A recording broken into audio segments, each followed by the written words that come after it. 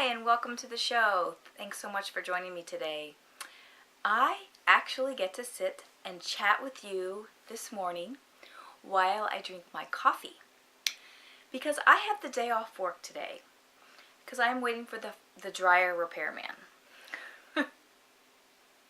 This dryer may be the death of me. A few years ago, we got a new dryer, and since then, we've had this same rattle. It comes and goes because we've had 3 repairmen out to fix it before, and it's still not fixed. So we're hoping this is the 3rd time that Samsung has sent out a repairman for warranty repair. We're hoping that they either finally fix it for permanently, so they fix it permanently, or they replace the dryer, because it's ridiculous. And honestly, I think it's just a loose screw kind of thing, because it's fine, the technician comes out, it's working great, there's no sound, and then within 6 months or so, it starts to rattle again. And we've checked the level and all of that, and some reason there's something that's working its way loose and then is rattling when the dryer runs. It's quite frustrating, but like I said, I hope that they can finally fix it this time. So I may have to pause if the dryer repair people call because they're supposed to be coming out here this morning. I'm hoping. I called them and they said they have me on the schedule for this morning. So we'll see what happens. But I am here and I get to share my coffee while I chat with you this morning. I have a lot to share with you today. Not a whole lot of knitting. I kind of was a knitting fail. Well, I wasn't really a knitting fail. I was a blocking fail. And most of my other projects are just very simple things. But I'm going to show them to you because it's been a few weeks. It's been a month since I showed you my projects. And yeah, it's a knitting podcast, so we have to have some knitting. Because last time I didn't have any knitting. But I have a lot of other things to share with you today because one of the reasons why I haven't gotten much knitting done is because I've been very distracted. But before I get to my distractions, let me give you a quick announcement. Barb, who is, I believe she's Knitty Barb, from the Two Knit Lit Chicks podcast, contacted me and asked if I could send out a message to all of you, letting you know that they had to change their feed. Now, you may have already discovered this and changed everything over, but they did have to move their hosting site.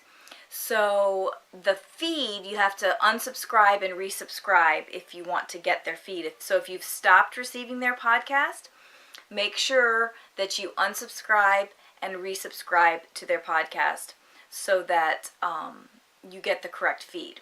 Now, what I did in Downcast was I just went in and searched for their podcast again. I left my other feed there because I still had a couple episodes that I had not listened to yet.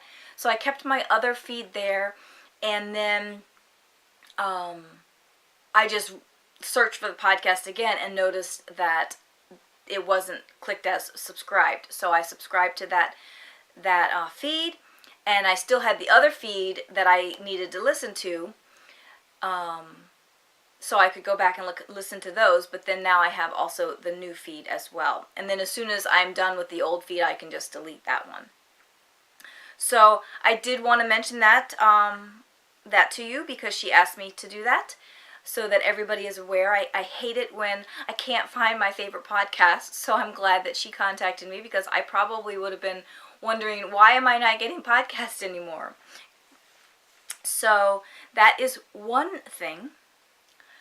The next thing that I discovered this week, and I must be a complete dork, and I thought I was pretty technologically advanced with my skills, but apparently with YouTube I am not. I mentioned before that I like to watch my video podcasts on Downcast because it's easy.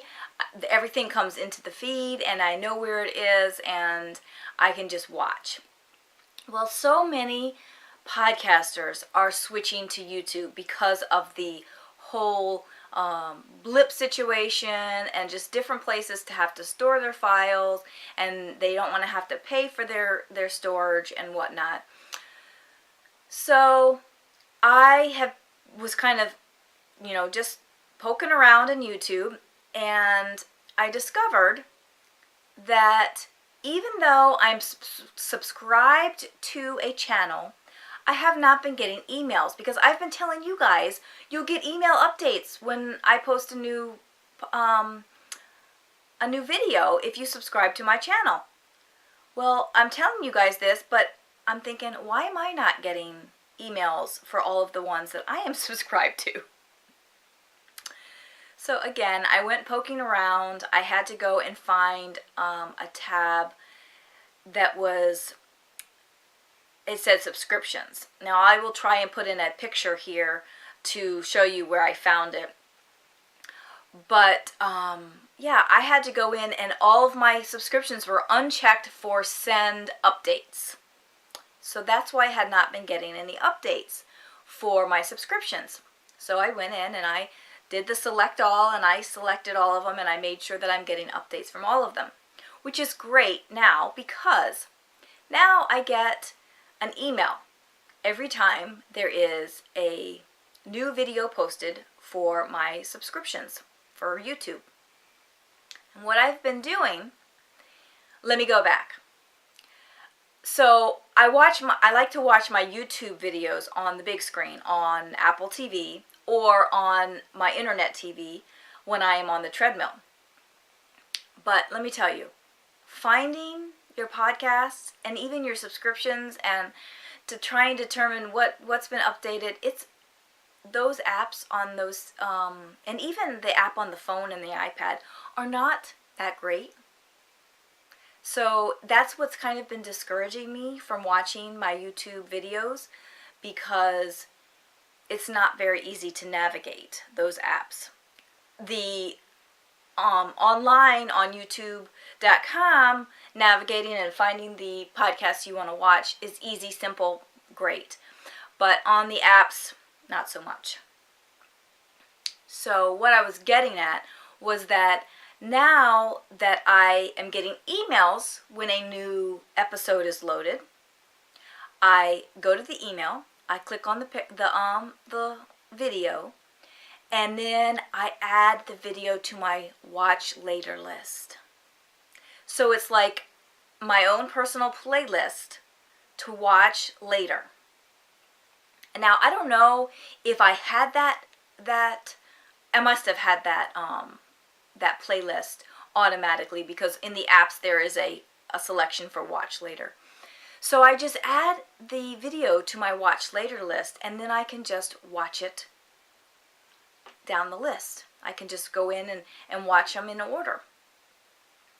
Now, you do have to go, and you have to do this all on your computer. You can't do this on the app. You have to go on the computer, in your email, select the video, add it to the watch list, and then you can watch it on your apps.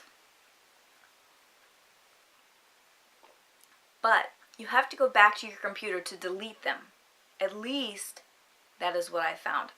I haven't really tried to delete them in the app on the phone or the iPad, but I'm pretty sure that you can't delete them on the apps on the Apple TV or on like an internet TV that has a YouTube channel.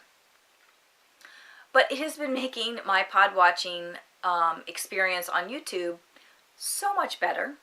So I wanted to share that with you, because I know so many people are switching to YouTube, and the viewers are also finding that since everybody's switching, they might as well watch all their podcasts on YouTube. So I wanted to share that with you so that you were aware of how to do it, because I wasn't aware. So I figure there's got to be other people that are also not aware of what's going on with that. So that was YouTube. And now I've talked about the video press. The video press has, before, when I was producing an HD video, was bulking up the file. It was like taking my 350 meg file that I upload and changing it into like a 1 gig file. I don't know why. It's crazy. But they were not able to figure out the problem.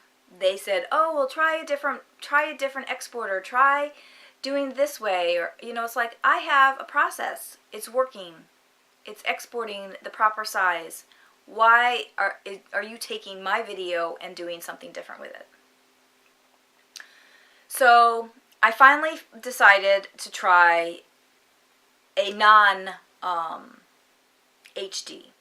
Now, I export out of ScreenFlow as web high for YouTube at 100%.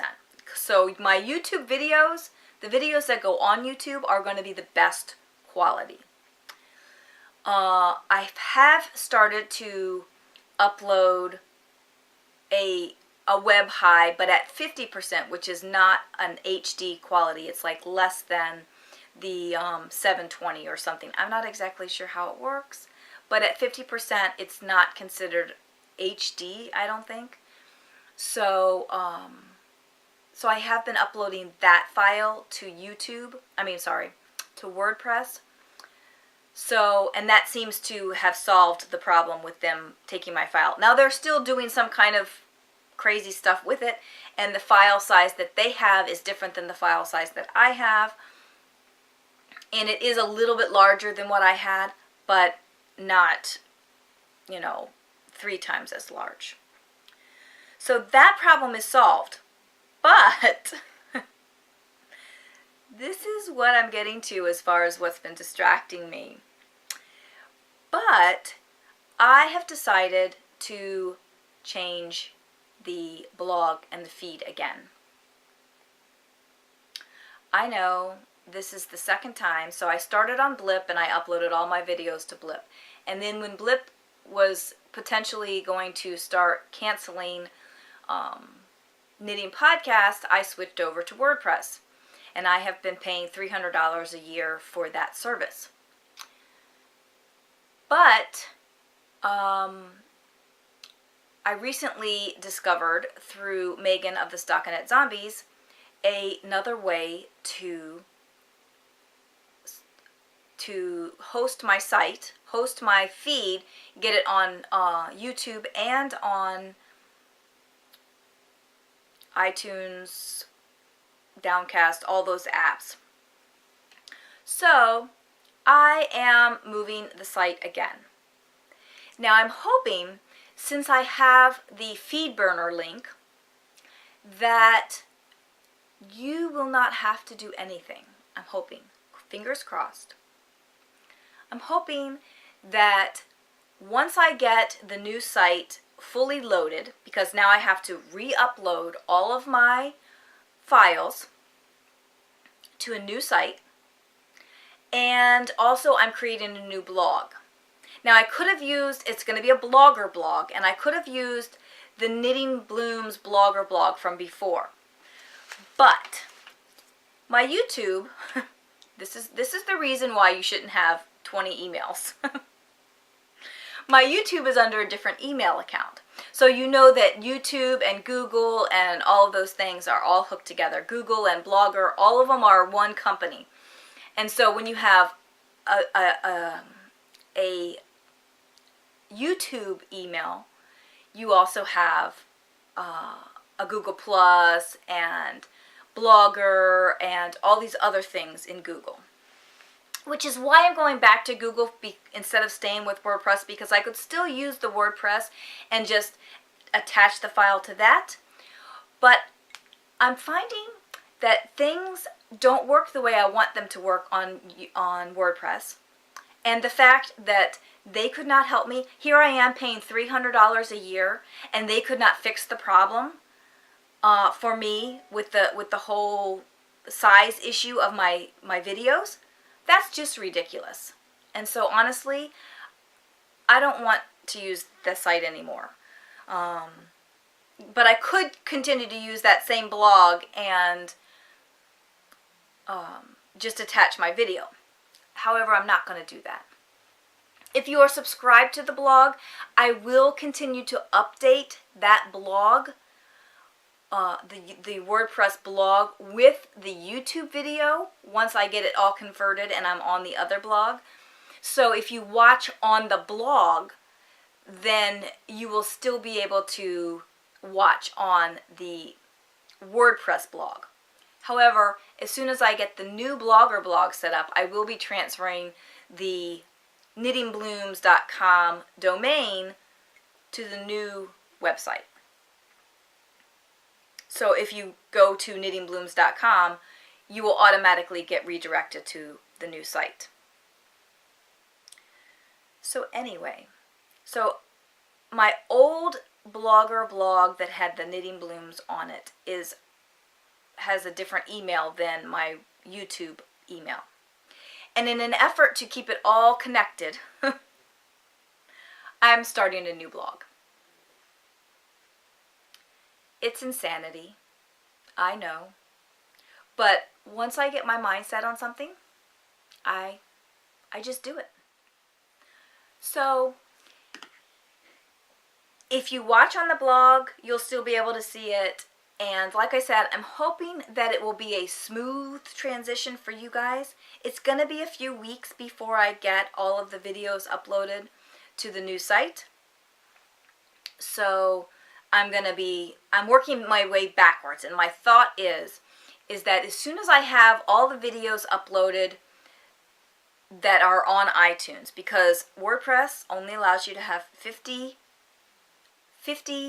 videos or 50 posts in your RSS feed, which goes to iTunes.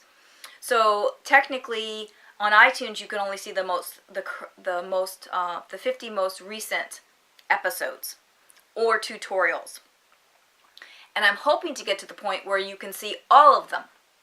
I'm hoping. I don't know if that's going to happen, but we're gonna see how it goes. So, but I will, like I said, I will continue to upload the WordPress blog even after I get everything moved over, and we'll see how that goes.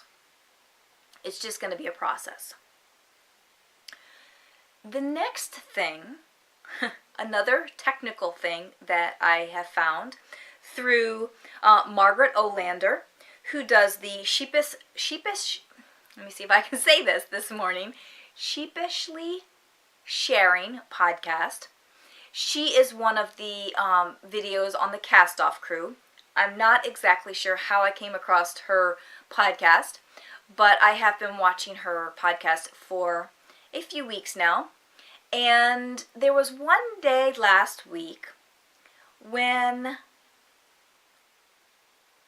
she had done just a quick video on the whole how to speed up YouTube if you watch on the website.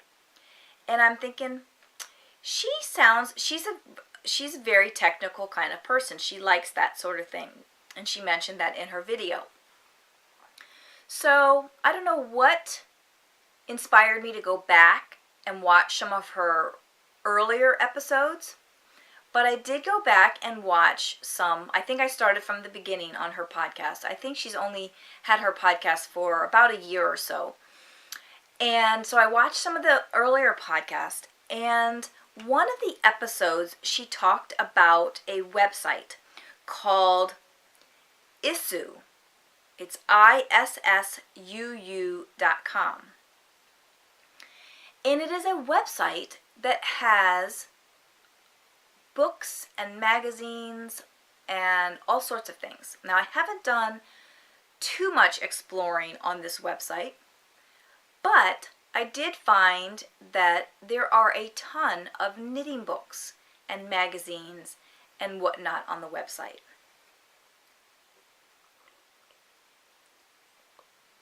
Now, I will link to Margaret's video. I'm pretty sure that I saved it in my watch later list. And I will link to Margaret's video so you can see her little tutorial on this website. But I think there may have been some changes. So if you run into problems and you can't find certain things, let me know, because I was trolling around on the website, and some of the things, so she says, oh, just do this and that, and I'm like, that's not there, because like I said, her video was from last year or the year before or something, so they may have updated the site. Now, you have to be a treasure hunter on this website. You can't just expect to go in and search for something and it pop right up. And there are a lot of previews for the books, so they're not complete books. But there are some complete knitting books. There are some complete magazines that I discovered. You can print out the pages, individual pages, or you can do screen prints, which is what Margaret shows in her video. You can download the books in a PDF form. Now, I have to tell you that some of the books that I checked out and discovered had full PDFs of them were not the best quality, because again, these books are copyrighted, and I'm not exactly sure how they are able to get these PDFs up and available on this site of these copyrighted books. And personally, I would rather pay for the book and have, make sure that the author and the publishers get their payment for producing the book. But on occasion, there is a pattern in a book that it's the only pattern that I'm even remotely interested in. And I find it hard to purchase a book, a $20 knitting book, for one pattern. Now, if it's a pattern that I really, really, really, really have to knit, and there's no getting around it, I have to have it, I will buy it. In fact, there is a magazine I ordered from, it's a European knitting magazine, and it was from like 2010. It was a shawl that I saw somewhere. I think I was doing some searches on Ravelry, and I fell in love with the shawl, and I had to have the issue. And again, I think it was from 2010. I went on their website. They did still have copies available. It was a $10 magazine for US, and then shipping. I think I paid $25 for the magazine for one pattern. So I will do that if there's something that I want. But like I said, if you are on a budget and you just can't afford it, or if you don't mind the quality, because honestly, some of them, the quality is very poor. Still readable, but very poor. I would not want to work from something that is a poor quality. So I would not even consider, even if it's a book that I don't have, I would not consider even downloading something that's poor quality. And when I can get the actual PDF from the publisher or from whomever, and it's going to be a excellent quality. But I wanted to share with you the website, because I know that there are a lot of people out there that enjoy knitting, that don't have a endless knitting budget, or even a small knitting budget. They might only have $20 a week for their knitting budget, and $20 a week is not going to really get you yarn and books and tools and all of that. So if you can get your books and patterns on this website for free, it might help you out a bit. So I'm gonna link in the show notes to Margaret's video, and I might try and do a short tutorial myself at the end. Very brief tutorial at the end of this podcast, maybe. So if you don't see it, I probably didn't do it. But go and check it out. And check out Margaret's podcast as well. She is, I don't know where she's from. I don't know where she's from. I think she has mentioned it a few times. She has a great Southern accent, and I love it. And she's really cute. She does a lot of charity knitting, but I've really enjoyed her podcast, even though most of what she does is charity knitting and not really specifically projects that I'm interested in, but just the things that she shares on the podcast are quite interesting. So go check out her show. That's Margaret Olander. I think that's what she is on YouTube. She's Margaret Olander, and she's Sheepishly Shearing Podcast. And if you can't find sheepishly sharing, sheepish, see, it's like a tongue twister. Sheepish, I can't even say it now. I haven't had enough caffeine today. Anyway, if you can't find Margaret on YouTube, look for the Cast Off Crew. I believe there are 10 or 15 different podcasts that join up into one big group for that. So check out the Cast Off Crew if you can't find Margaret's podcast. The rest of this podcast is being broken up into a separate episode because I got a little rambly and it would have been an hour-and-a-half podcast. So I'm keeping all the tech talk and everything in this episode, and then we'll be breaking up the knitting into the next part B of episode 140. So check out that episode as well this week. As always, thanks for joining me, and I hope you enjoyed the show. Please feel free to contact me with your comments or suggestions, as I am always trying to improve the show. You can find me on Ravelry, Instagram, and YouTube as Blooming Knitter. You can also find me on Plurk, Twitter, and Pinterest as Blooming Knitter, but I don't frequent those sites as often. I post show updates on Twitter and Facebook, and sometimes to Google Plus and Plurk. I am Miss Aerobics on MyFitnessPal and Fitbit. You can always find all the old episodes as well as links to the tutorials on the blog at www.knittingblooms.com. And you can also follow the show on Facebook. You can email me at knittingblooms@gmail.com, and show notes can be found at knittingblooms.com.